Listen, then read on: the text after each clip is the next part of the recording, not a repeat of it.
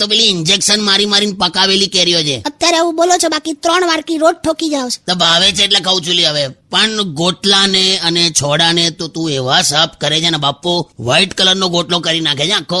ગાય માટે પણ કશું રહેવા નથી દેતી તું. ગાયને પણ એવું થતું હશે કે આ બેન તો છોડાને ગોટલામાંથી આમ રસ તો કાઢી લીધો પણ સુગંધ હવ કાઢી લીધી. એવી નીચવી કાઢે છે તું કેરી તો. મારી માએ બધા છોકરાઓને એક સરખું શીખવાડેલું કે આવું કરવાનું. ઓકે, તો ખબર જ છે તારો ભાઈ પેલો કાલા ખટ્ટા મહેશ બોલો ને. પણ હાલી મહેશ લી, તું ટૂથપેસ્ટ ની ટ્યુબ છેલ્લે વેલણ થી ના નીકળી તો એને બાઇકના ટાયર નીચે ગોઠવી અને 4 ઇંચ બાઇક આમ આગળ લઈ ગયો. આમ પીચુક કરીને બહાર આવી હતી પેસ્ટ.